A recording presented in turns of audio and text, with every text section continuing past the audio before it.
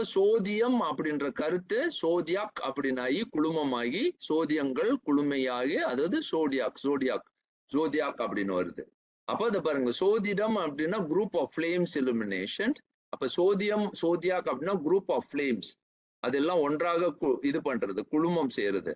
அப்ப இப்படி இவ்வளவு சொல்லுக்கு மத்தியில இன்னும் பார்க்கணும்ல சன் அப்படின்ற இந்த ரெண்டு சொல்லு இல்லாம நம்ம எதையுமே நகர்த்த முடியாது. அடுத்தது சன் என்பது செய் ஒழுங்கு, ஆற்றல், ஸ்பிரிட் அப்படின்றதெல்லாம் பின்னால பார்க்க போறோம். சன் என்பது ஒளி, சன் செம்பொருள் அப்படின்றது செந்தி அப்படின்னு நான் முன்பே விளக்கிட்டேன். செந்தி இர அப்படின்ற அந்த சந்தீர அப்படின்ற அந்த சொல் வந்து அந்த சன் என்ற அந்த சொல்லை வந்து உள்வாங்கிய சொல் அப்படின்னு போன முறை பார்த்தோம். இரவில் தோன்றும் செந்தி, இரவல் செந்தி, அந்த சன் என்ற அந்த சொல்லோட ஒன்றிய ஒரு பொருள், அதாவது பொரோட் க்ளோவிங் லைட். இந்த சந்திரனுக்கு மட்டும் இரவலையும் வெளிப்படும், அதே நேரத்துல சக்தியையும் அதாவது தீயையும் இரவல் வாங்கியிருக்குன்றது ஒரே சொல்லுல சொல்லி கொடுக்கிற ஒரே வார்த்தை சந்திரன். அதான் அருமையான ஒரு சொல்.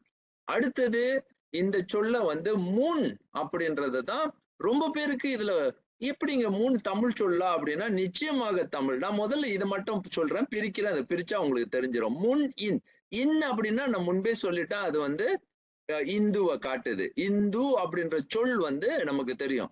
இந்த மூ இன் அப்படின்றது என்ன அப்படின்றத நான் இங்கே சொல்லி காட்டிடுறேன். இன் அப்படின்றது இந்து நமக்கு தெரியும். மூ என்பது அது மூ அப்படின்னா ஆண்டு, இல்லைன்னா மூப்பு உடையது, அதாவது அது வந்து வளர்ந்து, அதாவது ஒரு பக்கல் அப்படின்னு சொல்லுவாங்க. இது தமிழ் கொஞ்சம் ஆழமா போறது எனக்கு கொஞ்சம் கஷ்டம்தான். நான் என்ன செய்யறேன், வளர்த்தேய் பக்கல் காலம் அப்படின்னு. அத மூணுன்னா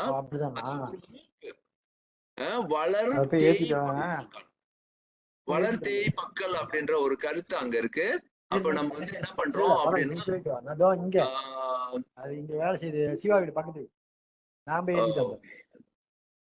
கொஞ்ச நேரம்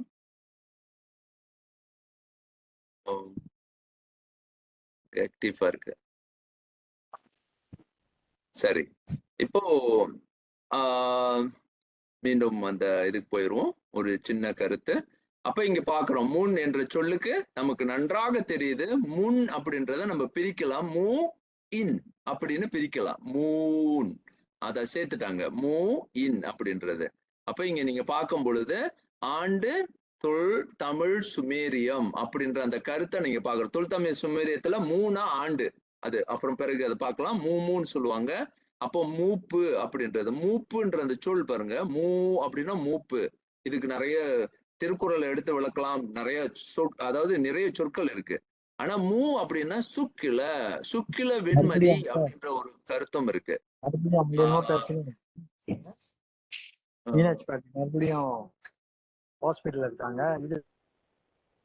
அப்போ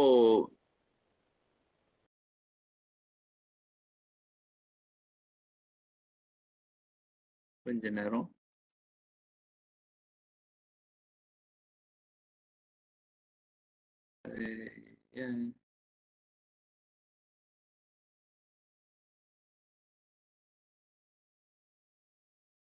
சரி.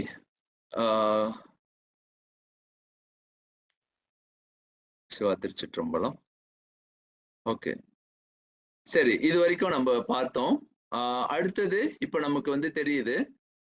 இதுல இருந்து நம்ம என்ன பார்க்கிறோம் அப்படின்னா, ஒரு முழுமையான தமிழர்களினுடைய வளர்ச்சியில இங்க வந்து என்ன பார்க்கிறோம் அப்படின்னா, இந்து என்ற அந்த சொல் எவ்வளவு ஆழமாக வளர்ந்து எவ்வளவு நுட்பமாக இந்த தமிழர் கால அறிவியலை புறநிலையில, இப்ப இவ்வளவு வரைக்கும் இவ்வளவு நேரம் நம்ம வந்து புற வடிவுல பார்த்திருக்கோம். அப்போ அந்த ஒழுங்கு, அந்த தமிழர்கள் வளர்த்த தமிழர் வானியல் ஐந்திரம் வந்து எவ்வளவு நுட்பமாக வடிவமைக்கப்பட்டு இந்த ஒவ்வொரு காலத்தையும் அவங்க எவ்வளவு ஆய்வு செய்து இந்த மாதிரியான நமக்கு வந்து திருவிழாக்களையும் நமது திருநாட்களையும் உருவாக்கி இருப்பாங்க அப்படின்றது நம்ம முதல்ல தெளிவுக்கு வரணும். இப்ப நான் வந்து ஏன்னா ஒவ்வொரு திருவிழாக்கையும் விளக்க முடியும். அப்ப அதை விளக்கணும்னா இன்னொரு அதுக்கு பின்னால இருக்கக்கூடிய புற அறிவியலை சிந்திக்கும் பொழுது, அப்பா இவ்வளவு ஆழம் வச்சுதான் யோசிக்கிறாங்களா அவங்க வந்து அப்படின்னு நமக்கு ரொம்ப பெரிய வியப்பும் திகைப்பும் தான் இருக்கும்.